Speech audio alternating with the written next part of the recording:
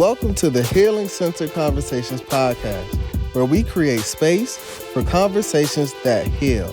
I'm your host, Dr. Byron McClure, a nationally certified school psychologist.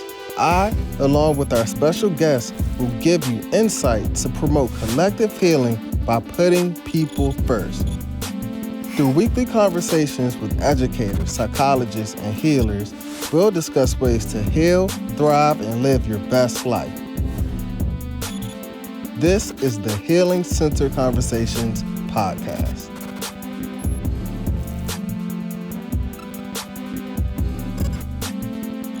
Welcome to the Healing Center Conversations podcast, where we create space for conversations that heal.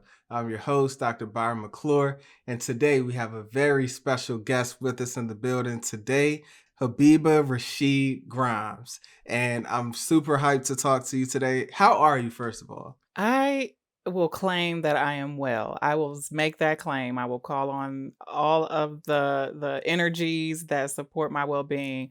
But I will also say that my heart is unsettled. It's been a challenging year, school year specifically for young people, and especially the young people I serve. And so they're on my heart today and in this moment. Yeah, and I think that's a sentiment when I talk to people across the country and different schools.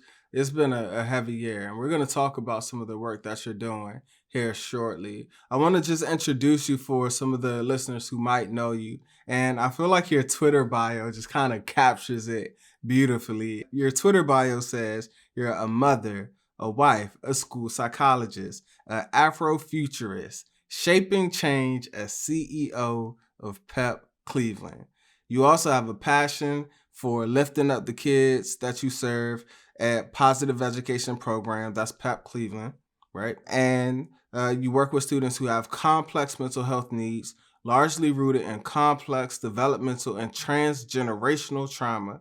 Habeebah also is the host of the No Crystal Stair Podcast, and we're going to talk about that podcast here in a little bit. But again, welcome to the podcast. And as we jump in, for those who don't know, I would love if you could just put in your own words, who is Habeebah Rasheed Grimes? Well, as you said, my bio captures a lot. And as I reflect on who I am and think about how to frame my being in words, I'm first a daughter, a sister, and a mother. And those three aspects of my identity really shape who I am in my professional life and in my leadership self. I think of myself as a community leader. I would try to practice community leadership. I strive to be of service. I see myself as a servant leader. I am a Black woman, and so I own that as part of my identity. And I'm a lover of humanity. The notion of me as an Afrofuturist is in the spirit of the Octavia E. Butler, who lifts up in her works the humanity in all of us, and that we must rely on one another in all of our different ways of being in order to survive the planet. And it resonates for me with the trauma-informed care and healing-centered practices that I have learned throughout my career. And so that notion of loving humanity, wanting to see us thrive, and especially see Black people, the descendants of enslaved Africans, and the Black people of the African diaspora. I want us to be part of the future and well in that future. Yes, I absolutely love that. And I would love to just kind of hear where your love for us and Black culture and all things Afrocentric, where did that stem from? Were you taught that? Were you born into that? Like, where did that come from? First, my mother and father both were really race conscious people. And so as I was growing up, I saw the realities of Black life very, very proximate. My mother especially explained much of what I was seeing as part of my development as a Black American girl and then woman. And the beauty was always held out to me, the beauty in Blackness, the honoring of our ancestry, the legacy that we hold as resilient people who have survived some of the worst kinds of violence that human beings can inflict on one another. And then also, my mom spent a good deal of time helping my brother and me make sense of the struggles that we saw within our community and around us and impacting our family. And so, my mom, after she and my dad divorced, was really striving to move us into a safer circumstance, a healthier environment. And in doing so, wanted us to understand that the struggles that our dad was having, the struggles she was experiencing, had root causes in structural and systemic racism. And she didn't use those words, but she framed the realities we were living with in a context that helped us understand how racism creates and sustains the conditions of suffering. So that for me, it planted in me both an awareness of the context for the conditions that I would witness in the Black community. And then also helped me have a love for Blackness and Black people because of this beautiful resilience and this beautiful capacity to self heal and lay claim to and reclaim traditions that were uniquely part of our heritage. That is resonating so deeply with me, and I think that's one of the reasons why I wanted to have you on the show, so that we can talk about some of those things. And I want to shift towards some of the work that you're doing, knowing how you were raised, the impact that your mom had on you. And I would love to hear the work that you're doing. And can you break down what Pep Cleveland is and what's your role with that organization? Yes, so I'm the CEO of PEP. That's how we're best known here in Northeast Ohio and throughout the state of Ohio.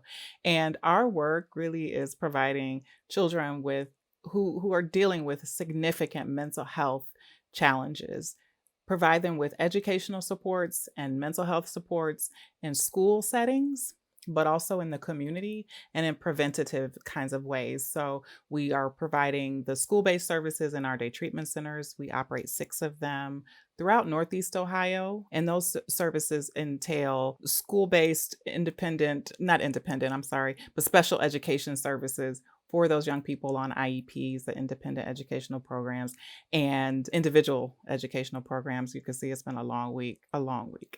And so those young people, they receive their educational services with us, and they also receive mental health services, largely in a group format in this school-like setting, which we call day treatment. And the goal is to really help them acquire some new skills for managing the conditions that they will face in a public school setting so that hopefully they can get back to that setting to finish their educational career. And then we also are providing in a community-based environment for young people who are at risk for removal from their home, from the community, because of the intensity of their mental health needs. We're providing them with intensive care coordination services. And we use a high fidelity wraparound model for that work.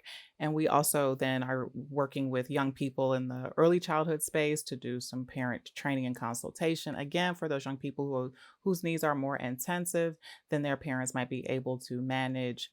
And then we work with schools and preschools and daycares to help young people stay in those settings. So we provide training and consultation to early childhood educators, educators in the K-12 space to help them serve young people so that they hopefully can avoid being placed outside of the public school setting and or kicked out of a daycare or preschool setting because of the intensity of their needs. In our work with schools, we partner with schools. So we don't advertise to parents. We partner with schools to serve the young people who most need our supports. And these young people's needs are really exceeding the resources of the school district. And then we work together with the school, the family, parent caregivers, and the child to re-educate in our terminology to help them learn new ways of being, new ways of overcoming the challenges that they face so that they can thrive in a school environment. In the course of my career, I've, of course, noticed, made note of, seen the research that tells us that there is a disproportionate number of Black children in separate facility placements. We see that in our work. So the numbers of Black children, especially Black boys in our programs, exceed their population rates, right? So if they're 12 to 13% of the population here in Northeast Ohio, they are as much as 55, 60% of the population of young people served in a day treatment setting. And so that recognition has always been present for me in my work at PEP in the special education space. And it's been my goal as a school psychologist to figure out like what is my role in disrupting these disparities, impacting young people in ways so that they don't have the most negative outcomes. They aren't being displaced from community, from home, from peers. And I found that at PEP, that was the a place where I could have an influence that would hopefully reduce some of those disparities.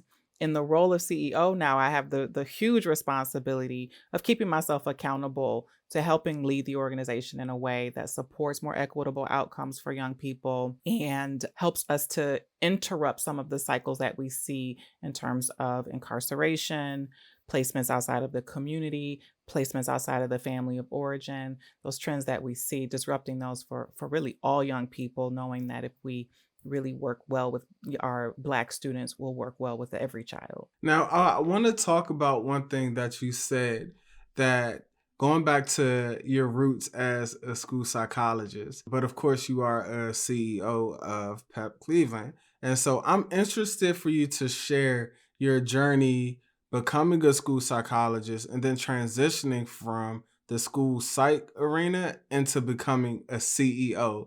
That's kind of a big shift. So I would love to hear your journey. Can you talk about that for a little bit? Yeah, so I kind of found school psychology somewhat by accident. Same. Yeah, I had been a promising African American student and entered into a program in high school that was kind of trying to gear promising Black students towards certain career paths, in demand jobs, and so on. And this was in the 90s.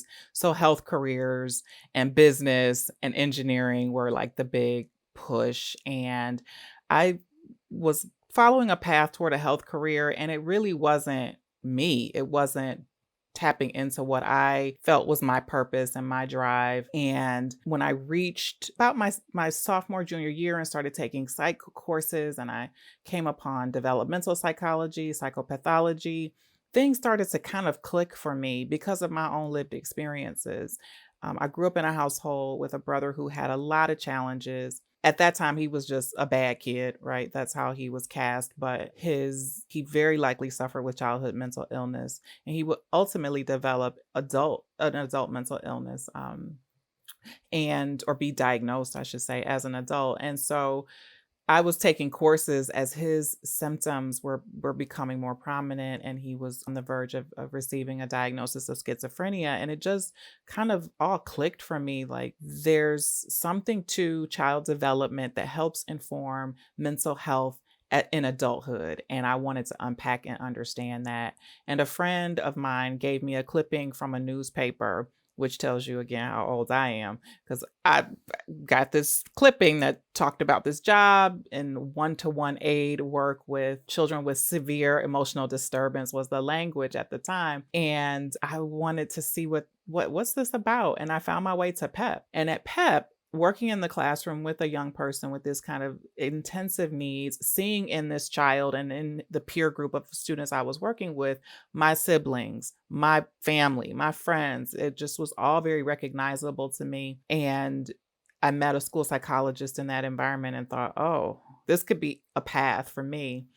And so I pursued a school psychology degree from Cleveland State University, which offers a clinical counseling master's and a specialist in psychology degree when you complete the full track of courses. And it was home. It felt like home for me. It felt like the right place for me professionally. In working at PEP, I first interned there, fell in love again with just the nature of the work. But I also, after during my internship year and after, I worked in urban education environments, one of our local school districts, East Cleveland Schools, and then Cleveland Municipal School District here in the city. So I learned this love of urban ed and mental health through this combined and unique experience. And when an opportunity opened up at PEP a year after my internship, I was able to step into the work. What was really powerful for me at PEP was hard work and service to young people was recognized. and opportunities opened up for me because I wanted to do right by kids and I wanted to do well. And I worked under supervision of folks who really wanted those same things for young people. And it kind of carved a path for me to elevate into new opportunities within the organization. And my aspiration was to be in clinical leadership. When the opportunity to step into the ring for CEO happened, I actually wasn't like eager to jump into that space because I don't have a business degree, I don't have a law degree. I didn't see myself as a likely candidate for CEO. But after giving it thought and considering my desire to influence the lives of children for the better across this organization, but also in this region, the ideas started to come together and click for me. And I also had really wonderful people to talk to and say, like, what do you think? Does this make sense for a school psychologist to pursue something like this? And this community of folks who had the wisdom to say, yes, if not you, then who? And allowed me to aspire to be in a role that is not traditionally held by school psychologists. What's so powerful hearing you speak, I'm thinking about one, the shortage that's in the field of school psychology. And there's just not that many of us in this space, meaning there's not that many African American, Black identifying in the space of school psychology. And there's a national shortage of school psychologists. But in the field, because there's a shortage, so many school psychologists are just stuck in these traditional roles of testing, and that's it. And there's nothing wrong with testing. That's a very important role or responsibility, but we have so many skills that I believe we can tap into. And so it's really awesome to see that you are a school psychologist who are using your skills in a non-traditional way. So that is super inspiring. In my research, I came across your website, which I love, by the way. And one of the quotes, it just really resonates with me. And it says, you read, pursuing healing and justice for children of the global majority who have been harmed by oppression, adversity, and trauma. And I read that. One, I feel like that's my mission statement and work that I've been doing. And I was like, she gets it. Our missions are aligned. But just on a personal level, what does that statement mean to you? Well, so first I think of all the children, and I speak of children of the global majority being Black, Indigenous, Latinx, young people who are experiencing like this cumulative load of transgenerational traumatic stress and living in a world that doesn't provide them with sufficient evidence that they are worthy, they are deserved, and they have a place here. And so for me, there's this injustice in that these young people that we are living with, simultaneous to being on this planet and having a right to joy and pleasure and opportunity and achievement. And so, as I've looked back on my own life and the experiences of injustices for our family, especially for my brother who struggled so much in school, struggled so much as an adult, who lost his life in the midst of a mental health crisis in a confrontation with police, I was have been confronted with how do I move forward with all of this in me, biologically, psychologically, relationally? How do I move forward? I determined that I needed to move forward with healing even in the absence of justice. And it resonated for me that that's what I ask of young people. That's what I've been asking of young people my entire career. For those who are living with the legacies of colonialism, of genocide, of enslavement, there's that in those injustices that we are asking young people to thrive in spite of, to be well in spite of. And then for children who suffer disabilities and who show up in the world neurologically different, having different cognitive capacities, different learning potentialities, different ways of being. So much pain is suffered in trying to do the work of childhood, learn, grow, develop new relationships, develop positive hobbies, social skills. The things that we charge children with doing are harder for young people who are coming into the world with these neurological, psychological differences. And so I want to be a living example of what I'm asking those young people and their families to do. And especially for children whose ancestry includes oppression and marginalization, I want to not only be an example, but be a resource and a partner and an advocate and a champion for them.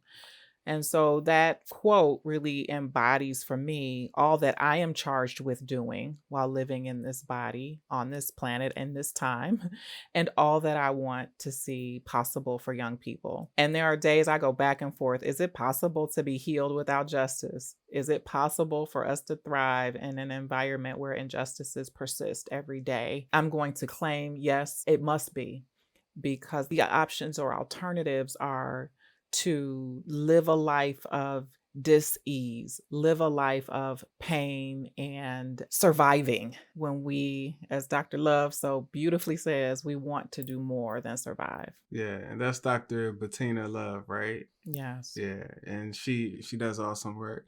And condolences, I didn't know that about your brother. I actually was thinking to ask you, how is your brother now with the mental health challenges, and that's why it sounds that this work is so important to you. Like it's personal, and that's hard.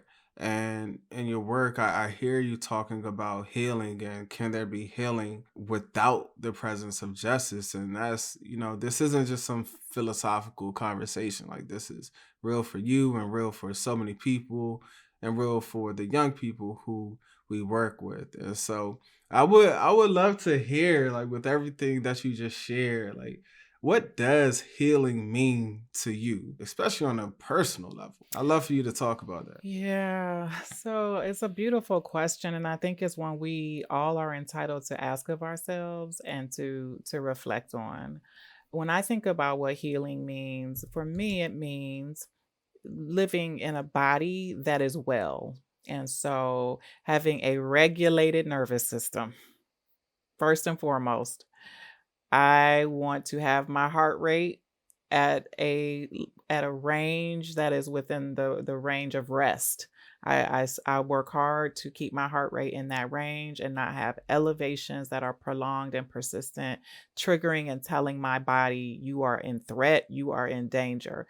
And being in this body, in a black body, that's work. I have to do the work to help my nervous system be in a state of calm. So that regulation, that self-regulation that I seek to achieve, I do what I can to get movement in, get outside, get in relationship with other people, because a great deal of my own well-being is tied up in how much moving am I doing, how much time am I getting outdoors, and how much connection am I experiencing. And from there, I follow the tenets of the neurosequential model. So the sequence of engagement really is relevant and relatable to me when I think about wellness and healing. And so being in relationship, once I'm regulated, so I'm not tripping on people. Once I'm regulated, being in relationship with those people, from my husband to my children to my friends. I also have built out around me something that I call a constellation of care. These are skilled healers. These are skilled and wise women who offer to the community their healing supports. And so I take advantage of my mental health or our healthcare benefits. And so I make sure, like, I see practitioners who can help me stay in a physically and mentally healthy space.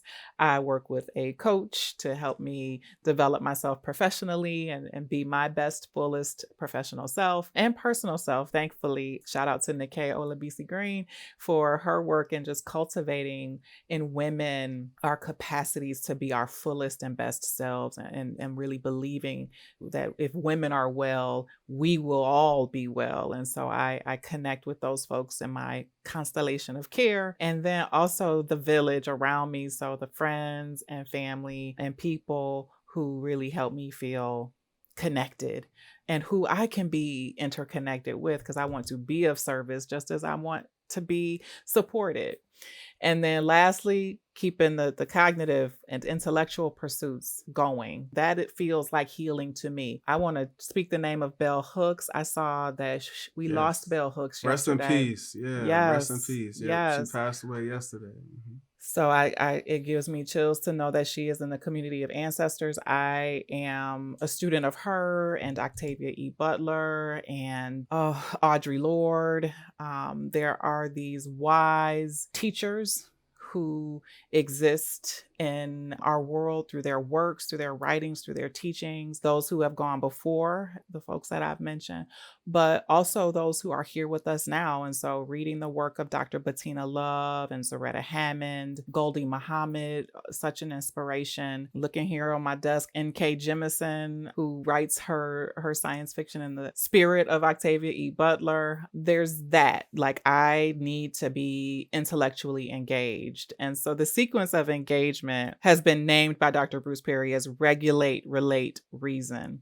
But I keep looking around and I'm seeing there's an intuitiveness to this that even without, reading his work or being engaged in his work, our bodies are telling us what it means to be well, seeking that centeredness, seeking that neurological and cardiovascular and neurobiological regulation, being in community, being connected, and keeping ourselves engaged intellectually, spiritually is how we show up in a healed way. So there were so many nuggets of just pure wisdom in that. And I hope our listeners can really tap into that. If you had one piece of wisdom, because there might be some listeners who don't have that community or it's hard to find that connection with others, can you share one tip or one strategy that you found useful to find a sense of community? I will speak to this from the place of being a Black professional in the school psychology space, in the mental health space, where you might find yourself as an only one, and so you might enter a lot of rooms where you are the only. And as a Black man, I know this sentiment. Yes, I'm shaking my head. That's why I asked Yeah. that question. It's real. It's real. It Yeah. is. And it can be very isolating and unsettling when the people around you aren't your chosen community, right? So these may not be people who think in the same ways that we do. I got advice. I'm trying to remember where. So there's a podcast that from back in the day called Another Round. And I'm not going to remember Tracy's last name, but her handle on Twitter used to be Brokey McPoverty. I don't know if it's still that, but it used to be that. She and Heaven Nagatu are the hosts. And I remember listening to an episode. I'm not even sure how I found them, but someone was saying, like, what can I do to like feel a sense of connection when I'm living in a place where I'm the only Black woman, only Black person, and there's not a lot of community to be built. Like, what do I do? And they suggested podcasts. And this was like almost a decade ago, I think. So at that time, like I got hungry for like, ooh, what is this podcast? I'm listening to Another Round. I don't even remember how I found them, but then I just started gobbling up other culturally engaged podcasts and content. And I think we are living in a time now where you can find community. You are a podcaster, a school psychologist, someone tagged me on something, and now we're in community together. I'm going to be following Healing Centered Podcasts. I am finding that though social media brings its challenges, it does bring us into community. So between podcasts and social media environments, if you are not in a place where you can immediately have access to people in physical shared space, there is community to be had virtually. And we are one of the perhaps positive outcomes of the pandemic is we are learning how to be in community virtually in more and more easy, seamless ways. And so that would be my encouragement because I found both home and creative outlet for my own self through that wisdom to find community in spaces that were emerging places. And what I like about that is you're not just saying that, we're actually testaments of that because you're right. That's exactly how we got connected and how you're on this podcast is I believe someone tagged you in a post and they spoke highly of you and I slid into the DMs. It's like, hey, you want to be on the podcast? You're like, sure. And Yeah. here we are. And speaking of podcasts, you are the host of the No Crystal Stair podcast. So can you talk about your podcast a little bit? Sure. It is a labor of love. I will say that when I think about it, it lights me up. So thank you for asking about it. I in 2020 decided to make a move on something that had been on my heart for about a year and a half or 2 years. I'm a lover of podcasts. I love the storytelling that's involved. I love the reclamation of humanity and identity and authenticity that I have been witnessing through the podcasting medium. And so in 2020, while we were all home reflecting on punishment by Mother Nature, I started I started to think about this podcast and wanting to figure out a way to bring it to be. And at the time that I'd initially kind of envisioned it and wrote like a I don't know what you would call it in the podcast world, but like I'd written a synopsis for what I wanted to do with this podcast and I'd shared it with a friend and had hoped that it would be more of like a friendship, two friends in dialogue with guests, and that wasn't going to be. And so I had in 2020, I just something in me said, I need to create something in this moment. I need to bring forth something that will be supportive to my well-being because it was just feeling like such a dark time. And I started thinking it through and I thought it's me. I'm the one. I'm going to do this. And I will be lifting up mothers, Black mothers to Black boys, and we're going to just chat. We're going to talk and talk about all there is to celebrate about Black motherhood and our sons. We're going to lift up their humanity, our humanity, and we're going to talk about some of the struggles. And we're also going to lay claim to the hope that we can thrive in spite of the struggles. And working with, again, a coach who like was just like basically just a cheerleader, like, you got this, you can do this, know who you are, remember who you are, and move it forward. And gave me some homework and some timelines because one of the beautiful things about a village, about a constellation of care is accountability, and sometimes things we want to bring forward, we need the support and the nudging and the encouragement that we've got this, we can do this. And I launched it on Mother's Day of 2021.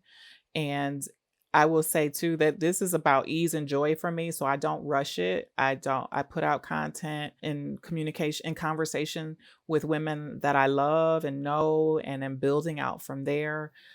So I'm excited that this is something more than just a piece of media. It's a gift. It is, I think of it as a gift to my sons, to the sons of the women that I've spoken to and intend to speak to. And it's also in service to Black mothers and our stories and our legacies being captured and recorded for generations to come, for mothers, even beyond our community, to learn from our experiences. And I am going to log in. I definitely want to be tuned in. So listeners, make sure that you check into the No Crystal Stair podcast as well. As we bring this episode to a close, any closing thoughts that you want to share? Just gratitude to you, Byron. I am just grateful for the opportunity to be here. I'm grateful for life. I'm grateful for the ability to be in community with folks. These kinds of conversations and interactions are so restorative.